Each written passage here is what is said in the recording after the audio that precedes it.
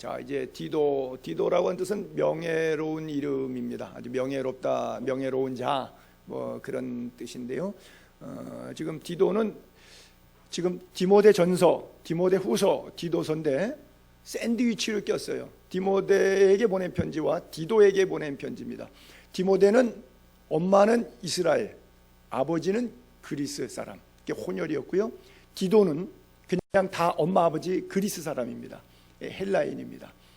그리고 헬라 본토 출신인데 2차 전도 여행 때 만나서 개종해서 사도 바울을 쫓아다녔죠. 그래서 이곳 저곳으로 다니면서 복음을 같이 증거하는 그런 사람입니다. 이 디도서가 그래서 디모데 전서 쓰고 디도에게 편지 보내고 그 다음에 디모데 후서를 썼으니까 그죠. AD 한 64, 5년경 사이에 썼고요. 디도서 지금 1장 5절하고 3장 12절을 잠깐 올려볼게요. 거기 써 있는 구절 가운데 이런 구절이 그냥 내가 너를 그레데에 남겨둔 이유는, 그러니까 파송하거나 보낸 게 아니라 남겨뒀다는 얘기는 그레데 섬에 바울과 디도가 같이 있었어요. 그래서 전도행 쭉 같이 다니는데 또 계속 같이 가야 되는데 잠깐만 너 여기 남어, 너 여기서 할 일이 있어, 남어. 그리고 자기만 간 거예요. 그러니까 지금 그레데에 남겨뒀다는 얘기는 디도는 그레데 섬에 현재 있는 상태이고요. 그 다음에 3장에 가가지고 내가 급히 니고볼리로 내게 오라. 지금 사도 바울은 니고볼리에 있어요. 거기로 나한테 지금 올라오라 이렇게 보내는데, 니고볼리라고 하는 것은 마케도냐 지역의 영역인데 지금은 마케도냐도 또 동서로 나눠서 이삐루스 지방이라고 하는 건데, 악티움 해전이라고 로마가 들어서기 위해서 헬라 제국이 망하는 마지막 전투가 BC 31년에 있었던 악티움 해전이거든요. 그거 지고 나서 클레오파트라가 자기가 자살해서 헬라 제국이 이제 끝나는 거죠. 자, 그 지도를 한 장 올려놓아 볼 테니까 한번 보시면, 이게 지금 그리스 지도죠. 여러분 아마 많이 보셨을 거예요. 자, 이게 전체 그리스의 반통막 내면 북쪽은 마게도냐, 남쪽은 아가야 지방 그러는데요.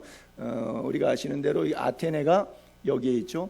자, 그냥 다시 올려보세요. 그레데라고 하는 섬은 이 섬이에요. 길이가 동서로 300km가 넘어요. 이 남북으로 폭 큰 데는 100km가 넘어요. 그러니까 이게 이 동서 끝에 서울에서 대구까지 내려가는 길이니까 굉장히 길다고 볼 수 있죠. 직사각형 형태로 긴 섬인데 긴 폭이 넓은 데는 100km가 넘으니까 서울 천안도 더 되는 그런 직사각형 되죠. 이 그레데 섬에 지금 디도는 있고 사역하는 거예요. 그리고 여기 악티움 해전이 있었던 여기 항만인데, 여기 니코폴리스라고 잠깐 이건 땡겨 보면 아마 글자가 보일 거예요. 뒤에서는 잘 안 보이는데 한번 이거 땡겨 보세요. 이럴 땐 땡겨 주면 좋죠. 여기 니코폴리라고 써 있죠. 이게 악티움 해전이 일어났었던 것이 바로 이 니코폴리인데, 사도 바울이 여기에 있어요. 다시 한번 원위치로 해주시고요. 그래서 여기 있는 디도에게 여기 있는 사도 바울이 내게로 오라 그러면서 편지 썼는데, 에페소는 지금 3호섬 반모섬인데 바로 여기에 내륙으로 아시아 미너로인데 소아시아 교회 지역인데 에페소는 여기에 있어요. 그래서 바울이 1차 구금 이후에 로마에서 와가지고 그레데에 와가지고 여기다가 디도를 떨어뜨려 놓고, 그 다음에 이쪽에 에페소에 가서는 디모데를 떨어뜨려 놓고, 그래서 이곳에서다가 디모데 전후서를 보내고 여기에 이제 디도서를 써서 보내게 되는데, 그리스 지도 이왕 나왔으니까 여기 미둘레네라고 써 있는데, 이 미둘레네라고 하는 사람이 바로 레스보스 섬이에요. 여성 동성애를 레즈비언이라 그러죠. 이 동네 사람들 여성의 그것이 유래가 됐어요. 그래서 우리가 레즈비언이라고 하는데 바로 이게 레스보스 섬이라고 부르는데, 레스보스 섬의 수도가 미툴레네라고 했는데, 바울이 3차 전도여행 때 되돌아갔다는데 미둘레네라고 사도행전 21장에 나오고 있는 그런 섬이죠. 그리고 이쯤에 데살로니가가 있고요. 그 다음에 빌립보 지역이 있는 북쪽 마게도냐 지역 정도가 바로 요 포인트가 됩니다. 자, 다음 사진을 올려볼게요. 자, 니고볼리 사진인데요.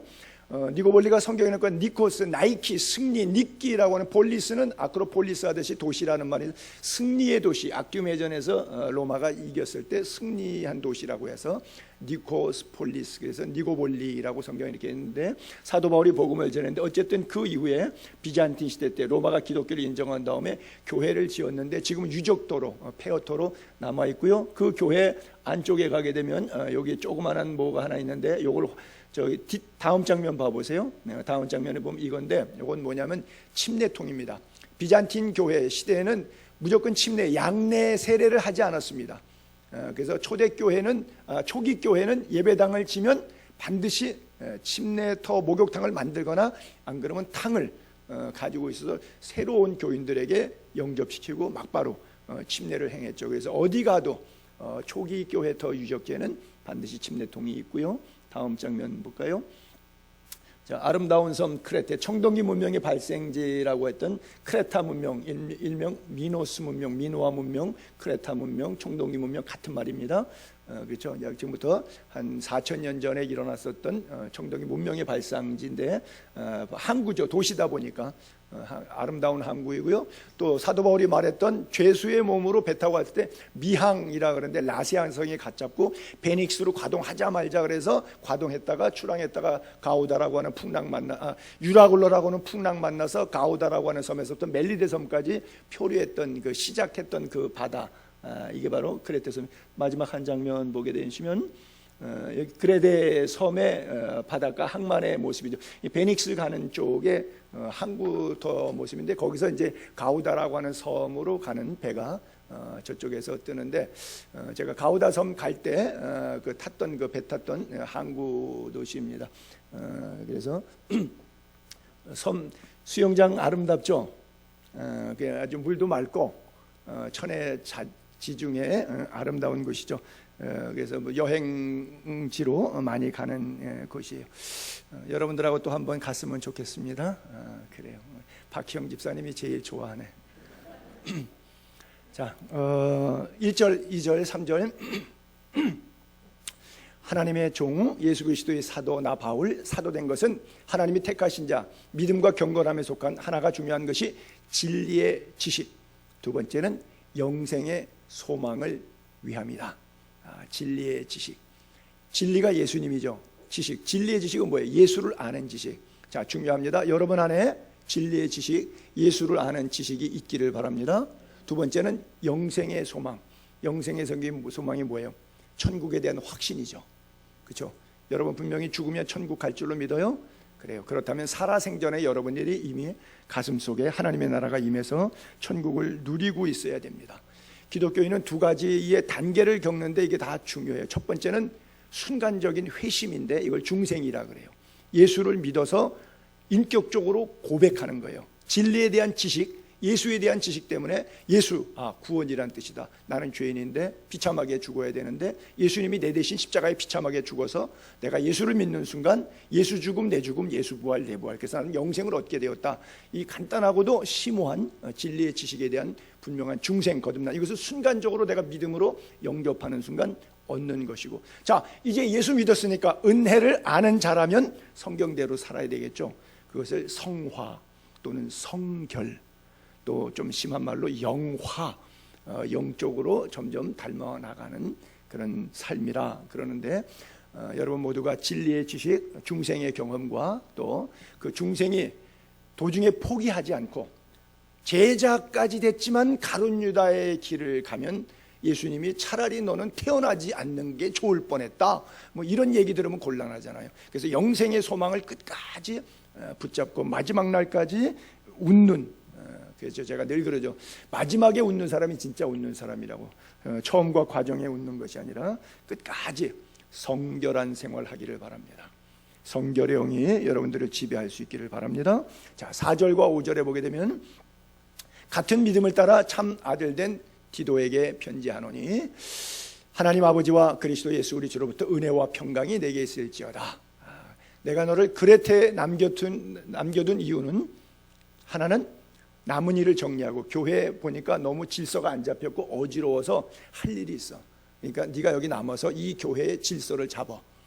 그 다음에 두 번째는 일꾼을 세워, 각 성의 장로들을 세우기 위해서 두 가지 목적으로 크레테에 파송했다.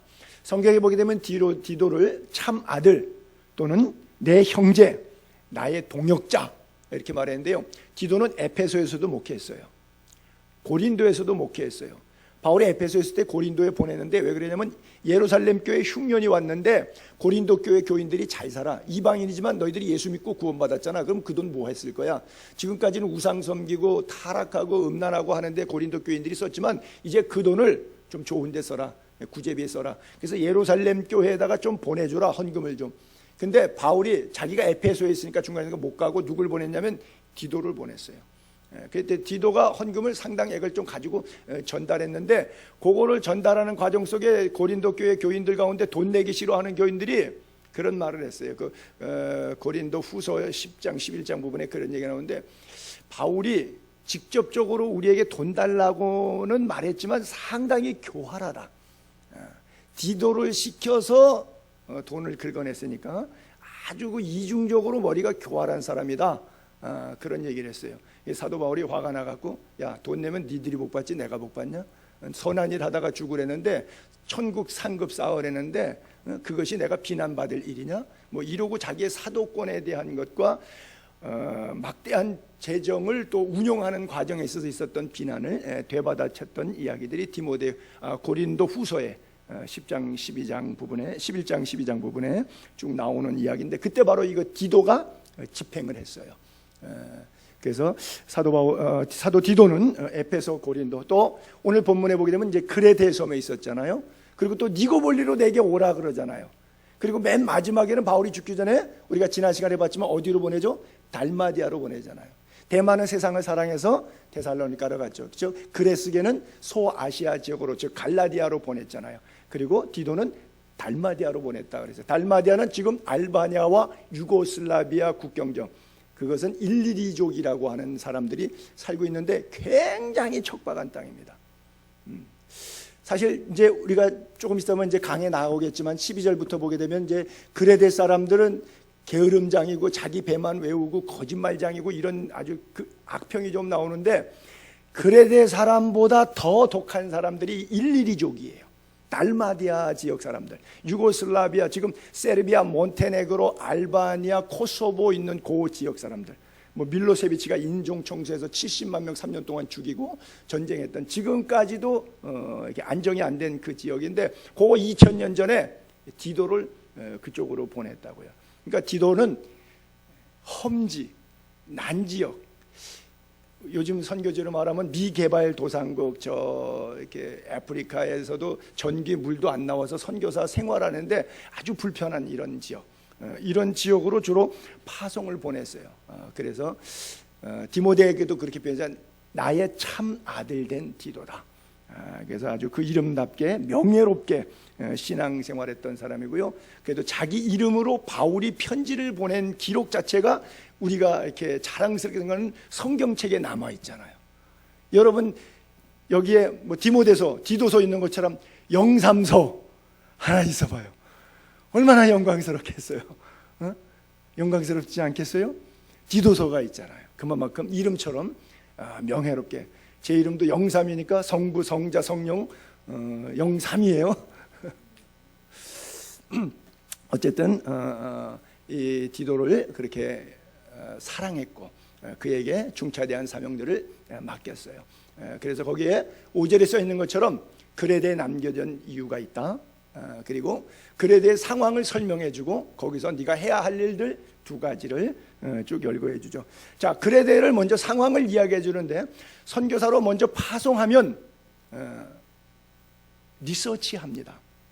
제가 그리스를 가요. 그리스에 관한 역사, 문화, 인종에 관한 리서치를 해요. 기후는 어떻고 음식은 어떻고 리서치하죠. 그 다음에 탁게 돼요. 헬렌 종족 할 것인가, 이오니안 종족 할 것인가, 도리아 종족 할 것인가, 집시 종족 할 것인가. 그 안에서도 경상도 사람, 전라도 사람, 강원도 사람, 어떤 그 사람들, 제주도 사람, 이게 기질이 있어요. 그 사람들이 어떤 그 문화적인 그 지역의 특징이 있어요. 그러니까 그거를 가르쳐 주는 거예요. 왜? 사도 바울도 갔다 왔잖아요. 그리고 바울은 어디 가도 책 읽는 사람이에요. 그러니까 너희 시인 가운데, 너희의 선지자 가운데, 너희의 옛 철학자들 가운데 그레데 섬에 관해서 평가한 글들이 있고, 내가 그레데 선교 갔을 때에 사람들에게 전도하다가 느꼈던 인격적 감흥이 있는데 이 감흥을 얘기해 주겠다. 그 12절 한번 올려보면 그레데 사람에 대한 평가. 그레데 중에 어떤 선지자가 말하되 남이 말했다. 자기가 말하지 않고 남의 말 좀 이렇게 좀 말하기 어려운 부분이라서 어떤 선지자가 말하되 그리고 남이 말한 것처럼 인용해서 그레데 사람들은 첫째, 입만 열면 뻥이야. 여러분들 누구 생각나시는 사람 있죠? 안 나요? 여러분들은 진실한 교제권만 있으니까 생각이 안 날 거예요. 항상 믿을 수가 없어. 그 사람이 말하는 것은 거짓말. 그레데 사람들이. 그 다음에 악한 짐승이에요. 짐승 중에서도 예쁜 패트가 있고 아주 다 해치노는 악한 짐승이 있죠. 사람도 글쎄 여러분들이 교제권이 교회 울타리에 계시니까 악한 사람만 아니면 선한 사람만 많이 보셨을 텐데 이 교회 울타리 밖에 나가면 정말 잔인하고 정말 악한 사람이 있어요. 사람의 탈을 쓰고 어찌 그럴 수가 있을까 하는 그런 인간도 있더라고요. 악한 짐승. 사람을 악한 짐승에다가 비유했어요. 얼마나 사람이 저질인지. 그 다음에 배만 위하는 이기적이란 말이에요. 자기 뱉기 몰라. 피도 눈물도 없어. 완전히 그냥 배만 위하는 게으름뱅이. 게으른 데다가 이기적인 그런 사람. 그러니까 인격으로 볼 때는 완전히 이거는 제로죠. 뭐 어떻게 뭐 표현할 수 없는. 근데 그래놓고 남의 이야기를 그 사람이 어떤 사람이 선지자가 그렇게 말했대잖아 라고 해놓고 밑에다가 다음 구절에 한마디 툭 자기도 던져요. 나도 그렇게 생각하거들랑. 그 뜻이에요. 이 증언이 참되도다. 왜? 경험해 보니까 이 말이 그냥 나온 말이 아니라 사실이다. 여러분 이거 쓰기가 쉬운 말일까요? 어려운 말일까요? 굉장히 힘든 얘기죠.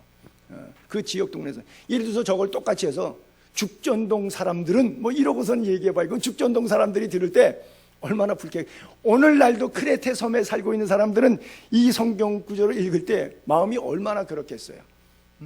베레아 사람들은 좋죠. 데살로니가 있는 사람보다 더 신사적이어서 말씀이 그러한가 날마다 성경을 상고했다 그러니까 데살로니가 사람은 들으면 기분이 나쁘고 베레아 사람은 들으면 기분이 좋고 지금 여기도 그레데 사람들도 마찬가지인데 좀 혹평인데 그래도 현실적인 이야기를 사도 바울이 좀 하고 있어요.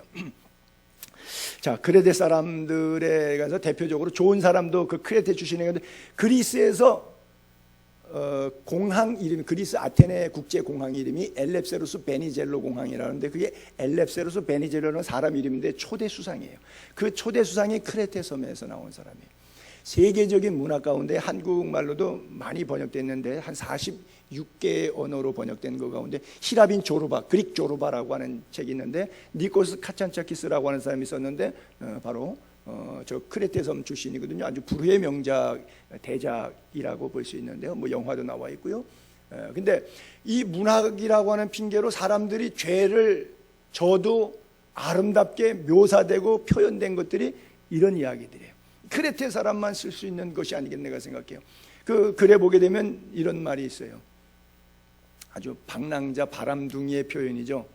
하나님이 용서하지 않는 죄가 두 가지가 있는데 하나는 어린아이를 속여먹는 죄를 용서하지 않고 두 번째는 젊은 과부의 집을 그냥 지나치는 남정네의 죄를 용서하지 않는다. 이게 뭔 말이죠? 상당히 음탕한 그런 표현이죠. 이것을 문학으로 아름답게 승화해서 갖고 있다 보니까 이 사람들이 사생활이나 모든 면에 있어서 문란하겠죠. 그 크레테의 섬에 가면 이 사람의 박물관도 있고 거기 가면 한국말로 번역된 이 사람의 책들도 많이 있는데 시내 중심에 이 사람이 무덤에 있어서 제가 한번 올라가 봤어요. 그래서 이 그레데에 있었던 니코스 카찬사키스의 무덤 사진 한번 내가 올려볼까요? 그 사진 제가 두 장인데 한 장에 이제 이분들 뭐 키라본 정교회가 다 십자가를 놓으니까 무덤에다가 이렇게 해놨고 저 묘비가 이제 나무 십자가가 그림자가 졌는데 그 묘비를 한번 이렇게 보면 이렇게 써 있거든요. 글자가 그림자 져서 잘 안 보이는데 넨셀로 띠뽀다 나는 아무것도 원하지 않는다. 넨 포범에 띠뽀다 나는 아무것도 겁내지 않는다. 이메 랩세로 나는 자유인. 상당히 그 방랑시인 그 김삿갓과 같은 그런 표현이 써 있죠. 뭐 봉이 김선달 같은 그런 이야기를 써 있어요. 어쨌든 크레테 사람에 대한 인식은 성경은 그렇게 좋게 평가를 두고 있지 않는데, 근데 섬에서 자연 일조량은 좋고 지중해 특산물 가운데 농산물에 가장 좋은 거는 크레테산이에요. 그래서 슈퍼마켓에 가서 이게 뭐 대구 거, 뭐 강원도 거, 뭐 전라도 거, 경상도 거 이렇게 쭉 지역 특산 어디 산이라고 이렇게 나왔을 때 크레테 산이라고 써 있는 것은 가격이 제일 비싸요.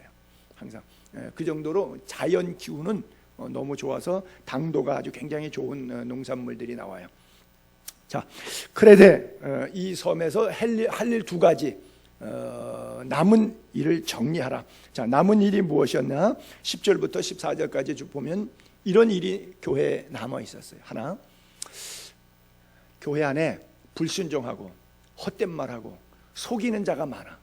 특별히 할례파는 집단적으로 자기들끼리 똘똘 뭉쳐서 표결에 의해서 숫자가 되니까 얘네들이 항상 교회를 어지럽히는데 쥐락펴락한다고요. 할례파. 그들의 입을 막아라. 제발 교회에서 떠들지 못하게 그들의 입을 좀 막아라. 네가 할 일이 뭐냐? 남은 일이 뭐냐? 그들 입 막는 거. 이런 자들은 더러운 이득을 취하려고 마땅하지 아니한 것을 가리켜 가정들을 온통 무너뜨리는도다. 예화가 적절하지는 않겠지만 목사가 더러운 이득을 취하려고 교인들 호주머니 통해서 헌금 많이 하려고 여러분 이번에 건축합니다. 뭐 합니다. 여러분 하나님 앞에 복 받으려면 뭐 하십시오. 이래갖고 뭐 하라 그러죠? 뭐 빚을 내서라도 하라고. 그래서 제가 성남중학교 개척했을 때 성경 공부하는 그룹 가운데 타교에서 오신 분이 한 분 있었는데 그분은 그 교회에다가 3천만 원을 빚을 얻어갖고서는 헌금을 했대요. 그래갖고 남편에게 대판 싸워서 지금 살아야 되냐 말아야 되냐는 그 지경까지 왔다고 그러더라고요. 여러분 이런 일들이 제가 경험한 그것뿐 아니라 비일비재하게 있을 수 있어요. 말로 할례파와 같이 하나 지금 상징적인 건데 그래서 주리를 틀기 위해서 실제적으로 보게 되면 교회에서 헌신했는데 나중에 쫄딱 망하고 목사는 부자 되고 교인은 쫄딱 망하고 그런 경우를 봤어요. 이건 뭐예요? 똑같은 거예요. 저렇게 된 거죠. 잘못된 거죠. 그들의 입을 막아라. 잘못된 설교다, 잘못된 교리다, 잘못된 가르침이다. 이제 더러운 이득을 취하려고 자기 호주머니 챙기려고 마땅하지 아니한 것을 가리켜 비성경적 비진리를 가리켜 가정들을 온통 무너뜨리기만 해요. 이단들 가정 다 해체시키죠. 그렇죠? 자식들 감금시키고 부모가 찾아와도 면회도 못하게 하죠. 재산 몰수하거나 집 팔아 바치라 그러죠. 여러분 집 팔라고 바쳐라고 그렇게 해서 복받은 사람의 신뢰 사례를 열거해가면서 했던 목사들은 제가 볼 때 지옥 갈 가능성이 99%예요. 100%라고 말하면 제가 틀릴 수 있으니까. 그건 다 뭐예요? 더러운 이득을 취하려고 마땅하지 아니한 것을 가리켜서 성도들 복받는다는 소리에 현혹시켜갖고 교인들 호주머니 긁어서 그 교인 망하게 하고 경제적으로 어렵게 하고 부부싸움하게 만들고 온통 집안 무너뜨린 건데 지금도 대한민국에 50% 넘어요. 이런 목사들, 이런 교회들. 우리 교회도 예외가 아닐런지 몰라요. 여러분 정신 바짝 차리고 예수 믿으셔야 돼요. 이 초대교회도 있었고 디도가 바울이 남아있으라는 얘기가 바로 이런 사람들 입 닥치게 만들어라. 이런 사람들 틀렸다는 거 가르쳐줘라. 그러면서 13절에 뭐래요? 그러므로 내가 그들을 엄히 꾸짖으라. 이는 그들로 하여금 믿음을 온전하게 하고 예수 똑바로 믿으라는 거죠. 그 다음에 유대인들의 허탄한 이야기, 또 진리를 배반하는 사람들의 명령, 이런 거 따라가지 말라. 잘못된 거 따라가지 않도록. 자, 남은 일을 바로잡으라 라고 하는 것은 바로 디도에게 이 크리티 교회가 이런 교회죠. 크리티 지역 사람들의 심성도 상당히 악평이 됐는데 그러다 보니까 거기에서 예수 믿고 교회 지도자가 됐어요. 그러니까 자기 배만 위하고 게으르고서는 악한 짐승과 같은 그 사람이, 그 교인이 결국 장로가 되고 목사가 되면 자기 스타일로 목회하지 않겠어요? 자기 스타일로 신앙생활하지 않겠어요? 그러니까 교회가 어지럽죠. 복 받는다고 돈 내놨다가 복 받은 게 아니라 아주 쫄딱 망한 거죠. 이런 일들이 디도가 목회했던 크레테 교회에 있었던 거니까 사도 바울이 와서 보고 이거 안 되겠다, 이거 좀 바로 잡아라, 내가 너를 계속 데리고 다니다가 이거는 너를 여기다가 남겨둘 수밖에 없다, 남겨둘 테니까 이거 두 개 바로 잡고, 하나는 이런 지도자들, 이런 교회 평신도 지도자들 때문에 문제가 많은데 그런 딴소리 하는 사람, 헛간증하는 사람 다시 못하게 입 막아버리고 다른 사람 세워, 좋은 장로 세워, 좋은 일꾼 세워. 그래서 남은 일 바로 잡고 장로를 각성에다가 위치마다 교회마다 똑바른 장로들을 세워라, 그러죠. 자, 갈라디아서 2장 1절에 보게 되면 내가 바나바와 함께 디도를 데리고 예루살렘에 올라갔나니 내가 다름질하는 것이나 다름질하는 것이 헛되지 않게 하기 위함이다. 함께 있는 헬라인 디도까지도 억지로 할례를 받지 않게. 이게 무슨 말이냐면 지금 할례파들 얘기 나오니까 할례 안 받으면 구원 못 받았다, 이런 헛소리까지 한단 말이죠. 그러니까 할례를 받기 위해서는 돈을 얼마를 마치 내야 되는 것처럼 캐톨릭이나 정교에서는 세례를, 유아 세례를 주면서 돈을 조금 받지요, 교회가. 왜냐하면 결혼식처럼 세리머니를 합니다. 굉장히 화려하고 사진 찍는 연중, 평생에 살면서 그가 한 번 하는 그 가족의 엄청난 세리머니예요. 이런 것들이 할례파 안에도 있는 거죠.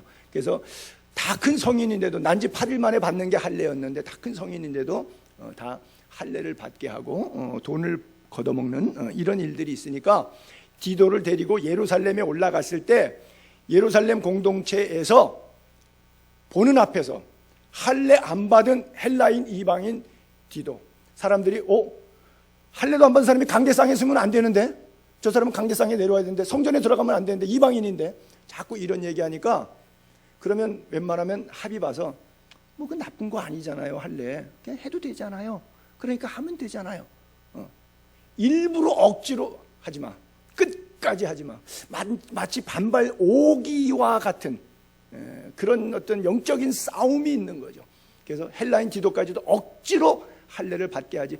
막 좌충우돌 싸우고 회의에 문제가 되니까 원만하게 하기 위해서 그거 내가 할례 받아주면 되잖아요, 이렇게 생각하는 디도를 억지로 절대 받으면 안 돼. 여기서 물러서면 안 돼. 그러면 내가 지금같이 수고했던 거, 복음을 위해서 다름질한 거, 이거 다 헛것된다. 왜? 할례를 통해서 그런 구원받았다는 그들의 주장이 맞게 되잖아. 할례를 통해서 구원받지 않아. 그건 무할례도 구원받아. 예수 그리스도 이름으로 구원받는데, 예수 이름으로 구원받은 사람이 굳이 또 할례를 받는 것은 할례 받는 사람들에게 빌미를 제공하기 때문에 이 교리적으로 신학적으로 맞지 않아. 억지로 강제로 할례를 못 받게까지 만들었던 거예요. 그때 때로 목회하다 보면 제가 뭐 좀 억지로 뭐 이렇게라도 해서 좀 시정하고 좀 잡고 싶은 것이 없지 않아 있지만, 그러나 제가 바울의 수준이 못 돼가지고 이렇게 하지 못하는 그런 안타까움이 조금 있는 것도 있어요. 여러분 신앙생활 잘하는 것은 목회자에게 모르면 그냥 물으세요. 그리고 목회자의 가르침 순종하시고 교회 질서 권위에 복종하고 특별히 개인적으로 말씀과 기도에 힘쓰게 되기 바랍니다. 그래서 육체 할례가 중요한 게 아니라 어디 할례 받아야 돼요? 입술에 할례 받아야 되고요, 마음에 할례 받아야 되고요, 손과 발의 할례를 받아야 되고요, 더 중요한 것은 지갑이 할례를 받아야 돼요. 할렐루야. 그래요. 그래서 여러분들이 물질관이 똑바로 돼야 되고요. 자, 두 번째가 이거 바로 잡아야 되는 문제이고요. 두 번째가 각성의 장로들을 세우게 하는 것이다. 그래서 장로를 세우는데 여러분 우리 교회도 한 2차례 왔다 갔는데 우리 박조준 목사님 영락교에서 나오셔서 갈보리 교회 세우셔서 뭐 교인이 5,000명까지 됐는데, 교인이 저는 50명 정도 됐을 때 뭐 이렇게 장로 세우고 뭐 이랬는데 교인이 5,000명이 돼도 장로 안 세워요. 왜냐하면 장로에 대한 트라우마가 있어요, 박조준 목사님은. 그래서 장로 엘러지가 있어서 목회 원로로 은퇴할 때까지 장로 안 세웠어요. 왜? 장로한테 하도 핫타임 당해가지고. 장로라 그러면 아주 그분이 그냥 아주 그냥 싫어해요. 근데 그거는 극단적인 경우인데 좋은 현상이 아닌 거죠. 반발이죠. 왜? 교회는 성경에 의해서 일꾼들을 세우고 감독으로 장로로 세우도록 말해서, 그러니까 반드시 세워야 돼요. 그가 나를 따라준다, 따라주지 않다, 따라주지 않을 바에는 차라리 평신도들하고 동일하게 해놔야지. 이게 세워놓으니까 지가 계급인 줄 알고 이거 디기받아서 안 되겠다. 이것은 자기 목회의 편의를 위해서 코드 인사 맞추는 것이지 하나님의 교회를 목양하는 것은 아니에요. 왜냐, 조직 제도 질서를 하나님이 세운 거지 사람이 세우는 게 아니거든요. 그러니까 내 마음에 들든 안 들든 하나님의 뜻대로 교회는 세워야 돼. 그래서 너 각성의 장로를 세우기 위해서 내가 크레테에 남으라고 한 거예요. 그래서 세워야 되는 거예요. 그래서 반드시 일꾼은 세워야 되는데, 먼저 할례파들 보니까 일꾼 세워놓으니까 아주 가관이거든요. 이런 걸 일꾼으로 세워놨더니 교회가 안 돼, 어지러워, 문제가 많아. 이렇게 세우지 마. 그래서 자격을, 요런 사람을 장로로 세워라. 그래서 6절부터 9절까지가 장로 세우는 사람의 어떤 사람을 세워라, 요런 사람을 세우고 그렇지 않으면 세우지 마. 첫 번째부터 여기서 20가지가 나와요. 사실은 책망할 것이 없고 한 아내의 남편이며 방탕하다는 비난을 받거나 불순종하는 일이 없는 믿는 자녀를 둔 자라야 할지니, 감독은 하나님의 청직이다. 그래서 책망할 것이 없고 제 고집대로 하지 않고 급히 분내지 않고 술을 즐기지 않고 구타하지 않고 더러운 이득을 탐하지 않고 나그네 대접 잘하고 선행을 좋아하고 모든 일에 신중하고 의롭고 거룩하고 절제하며 또 변함이 없는 믿분 말씀에, 변함이 없는 말씀의 가르침을 그대로 지켜야 하리니 이는 능히 바른 교훈으로 권면하고 거슬러 말하는 자들을 책망하게 하려 함이라 그랬어요. 이런 사람을 일꾼으로 세워야지, 그렇지 않으니까 교회가 어지럽지 않냐. 사실 우리가 디모데 전서 3장에서도 장로는 어떤 사람을 세우고 집사는 어떤 사람을 세우고, 장로 자격의 16가지, 다음에 집사 자격의 13가지, 그리고 오늘 본문 디도서에는 약 20가지 정도 있는데, 여기서 첫 번째 줄에 나오는 것이 가정 이야기를 다루고 있어요.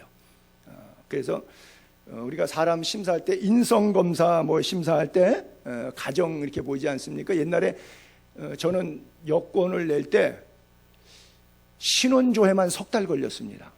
요즘에 여권 3일이면 나오는데, 제가 한 거의 40년 전쯤에 여권 처음 만들 때는 신원조회만, 여권 전체 만드는데 한 6개월 걸렸던 것 같아요. 신원조회만 한 서너 달 걸리더라고요. 그게 뭐예요? 우리 가정 빨갱이하고 연관이 있냐 없냐, 그거 보겠다고 하는 것이죠. 그래도 다행히 큰형이 맹호부대 육군 대위 시절에 월남 갔다 온 집안이라서 저는 여권 받는데 별로 문제가 없이 잘 통과가 됐는데, 워낙 부모님이 다 이북 사람이잖아요. 북한에서 내려왔고 만주에 살고 그랬잖아요. 그러니까 우리 집안을 오래 찾으면 잘못하면 뭐 하나 또 걸리면 신원조에서 제가 평생 여권 못 받을 수도 있는 그런 시절이었거든요. 어쨌든 그래서 통과는 됐는데, 여기에도 보게 되면 가정생활이 그 사람의 인격, 성품 보여주는데 이렇게 척도가 된단 말이죠. 그게 자세히 들여다보는 거예요. 그것이 첫 번째가 책망할 것이 없고 한 아내의 남편이며 방탕하다 하는 비난을 받거나 불순종하는 일이 없는 믿음의 자녀를 둔 자라야 할지니라 그랬어요. 그래서 우리가 저 성경이 쓰여질 당시는 일부 다처가 공인되는 그런 시대였어요. 그러니까 일부 다처로 하면 안 된다. 아내가 죽고 재혼하고 이런 건 얼마든지 되죠. 근데 한 사람이 살면서 두 번째 부인 집에도 가고 그 다음 날은 세 번째 부인 집에도 가고 이런 사람들이 있었어요. 실제 고린도 교회에 보게 되면 고린도전서 5장에 그런 사람이 실제 거명돼서 나오기도 하고요. 그래서 그런 사람은 일꾼으로 세우면 안 된다.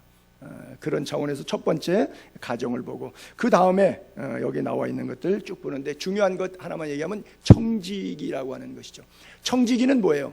내 거의 소유주가 내가 아니라 하나님이 소유주예요. 그냥 일꾼, 머슴을 청지기라 그래요. 그래서 하나님의 청지기다, 이런 표현을 썼는데, 베드로전서 4장 10절을 볼게요. 하나님의 청지기를 선한 청지기로 이렇게 표현하죠.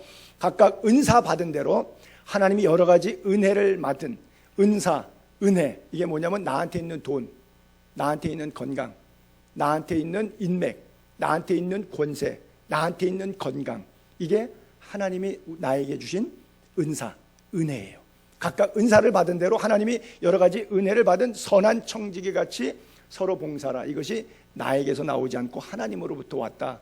이게 바로 선한 청지기의 신앙, 기독교인의 삶이에요. 만일 누가 말하려면 하나님이 하는 것처럼, 봉사하려면 하나님이 하는 것처럼, 그렇죠? 이는 범사의 예수 그리스도로 말미암아 하나님이 영광을 받으시기, 계속 하나님, 하나님, 하나님. 말할 때도 하나님, 봉사할 때도 하나님.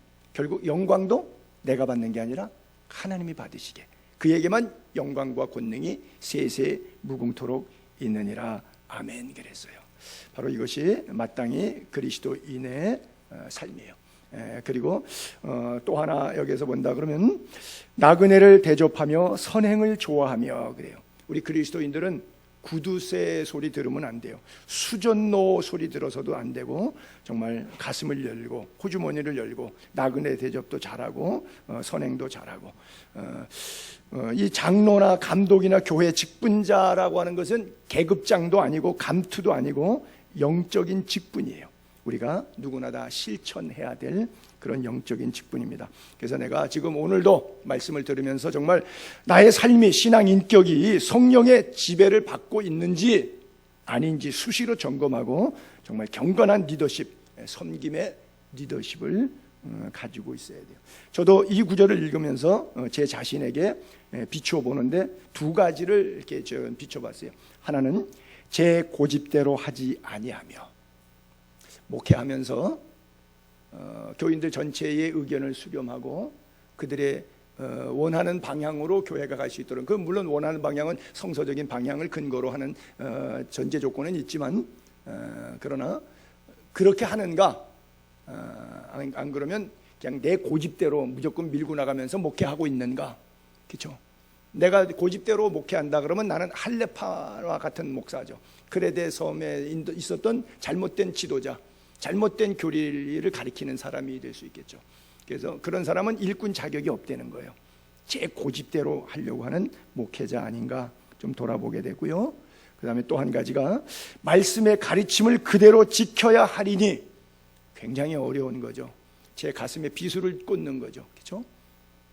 그 말씀의 가르침을 지켜야 할지니, 설교를 입으로 하지 말고 몸으로 해야지.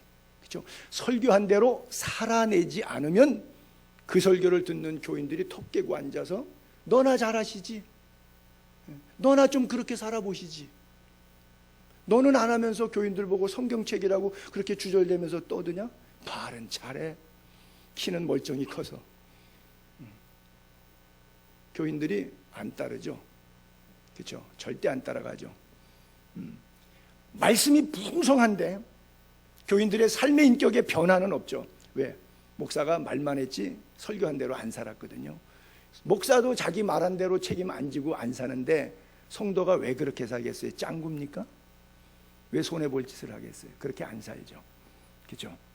그래서 이게 지도자의 어려움인데, 이렇게 안 하는 사람은 교리적, 신학적 지도자로서의 교회 안에서 입 열지 못하도록 아예 입을 막아버리라는 거죠. 말씀의 가르침 그대로 지켜야 한다. 야고보서 1장 22절에 보게 되면 너희는 말씀을 행하는 자가 되고 듣기만 잘해갖고 스스로 자기를 속이는 자가 되지 말라. 누구든지 말씀을 듣고 행하지 아니하면 마치 예를 들면 거울로 자기 생긴 얼굴을 보는 사람 같아서 자기 자신 얼굴을 보고 눈곱 끼고 머리 엉클어진 거, 그 모습이 어떠한 것을 알았는데 거울 돌아서는 순간 잊어버렸어요. 거울을 보고 지적당한 부분을 갖다가 체크해서 수정해야 되는데 딱 등 돌리는 순간 다 잊어버려서 머리 엉클어지고 눈곱 끼고 입가에 침 질질 흘러있는데 그냥 잊어버리고 그냥 그대로 사는 거예요. 그건 남 볼 때 얼마나 보기 숭하오. 그렇죠? 그런 거죠. 온전한 율법을 들여다보고 있는 자가 아니라, 듣고 잊어버리는 자가 아니라 실천하는 자니 이 사람은 그 행하는 일에 복을 받으리라. 요한계시록 1장 3절에 되어 있죠.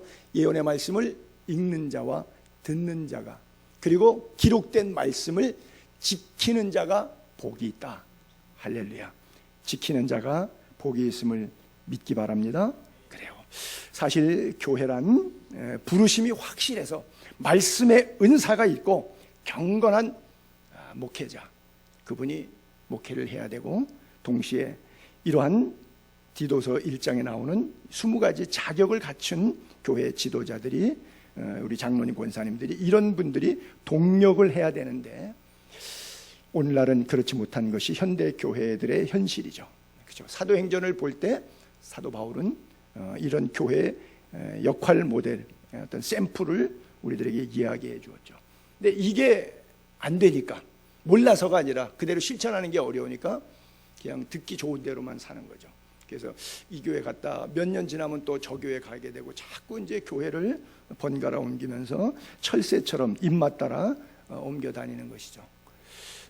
여러분, 성도들 아주 중요하게 생각돼야 될 것이 하나, 이것은 다른 차원, 영적인 차원이라기보다도 신앙의 내용적인 측면에 있어, 삶의 측면에 있어서 뭐가 중요하냐면 세례가 중요해요. 여러분, 세례 누구한테 받았는지, 그 다음에 결혼, 결혼식의 주례, 그렇죠? 그 다음에 마지막 장례식. 저는 김은성 목사님이라고 하는 분한테 1962년도에 4월 22일 날 제가 세례를 받았어요. 그리고 원여식 목사님한테 결혼 주례를 받았거든요. 아직 장례는 제가 시작을 안 해서 누가 할지 모르는데, 우리 뭐 교단에 있는 그 당시에 교단의 책임자분이니, 보통 목회자는 교단에서 뭐 지방회장이나 뭐 관계되시는 분들이 집례를 하겠죠. 여러분들도 여러분들이 누구에게 세례를 받으셨는지, 그 사람이 이름이 외우는 게 중요하다는 의미가 아니라 의미를, 세례의 의미를 분명히 기억하는 의미에서, 그 다음에 여러분들의 결혼, 그래서 그리스도 안에서 드렸던 예식의 예배의 중요성을 여러분 좀 아실 필요가 있어요. 그냥 뭐 여기저기 뭐 이렇게 막 아무데나 그냥 철새처럼 날아다니는 게 아니라 정말 진중한 그런 신앙도 좀 필요하고, 마지막 순간에 내가 하나님 나라 갈 때 나의 남은 육신, 썩을 육신을 위해서 집례해 줄 목사는 누군가, 지금부터 잘 고민하셨다가 그 목사님 찾아가서 잘 섬기시기 바랍니다. 그래요. 자, 마지막 토막 15절 16절.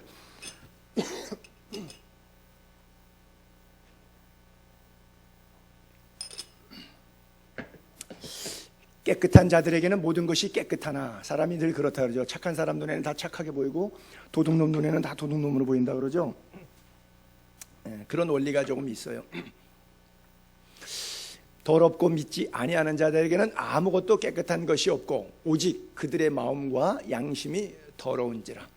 그들이 하나님을 시인하나 말로는, 행위로는 부인하니 가증한 자, 복종하지 않은 자, 모든 선한 일을 버리는 자다 그랬어요. 여기 뭐 깨끗하다 더럽다의 기준은 하나님의 말씀입니다. 예수 그리스도의 십자가의 보혈이 기준입니다. 성령님이 꽝 내주하심, 그 성령의 인치심, 성령이 도장 찍은 것이 깨끗하다 더럽다의 기준이에요. 그래서 우리가 언행일치 이런 표현 쓰죠. 믿는 사람은 신행일치, 그렇죠? 일반 보편적으로 우리가 언행일치라는 말하는 거, 행동이 같이 가야 된다는 것인데, 예수 믿는 사람은 신행일치, 즉 신앙과 생활이, 신앙생활이 분리가 되면 안 돼요. 신앙생활이라는 네 글자가 딱 붙어서 함께 다녀야 되는 거지, 신앙 따로 생활 따로 이게 꺾여서 부러져 갖고 조화를 못 이루고 제각각 따로 놀면 안 돼요. 그래서 우리가 언행일치처럼 신행일치, 신앙과 생활이 하나가 되어야 된다.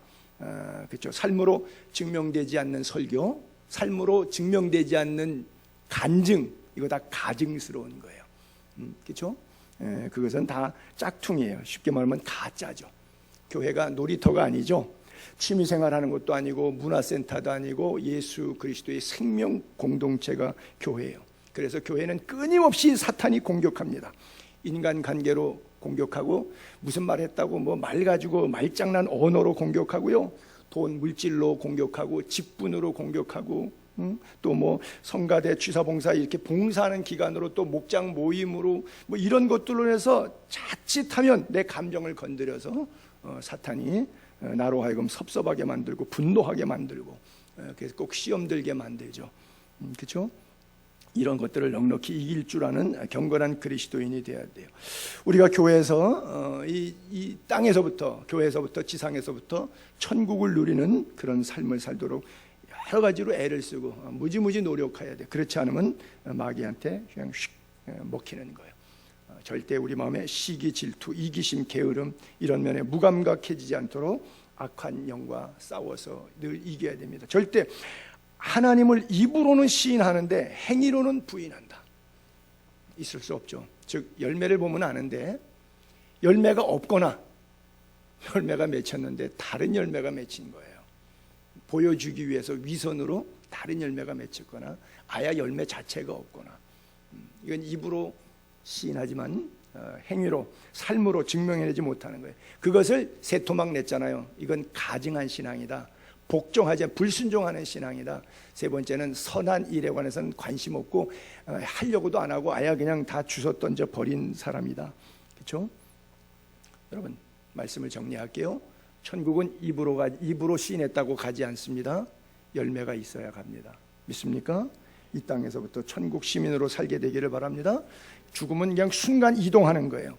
오늘도 순간 이동하기 전에 하나님의 나라가 여러분 가슴에 있기를 주님의 이름으로 축복합니다.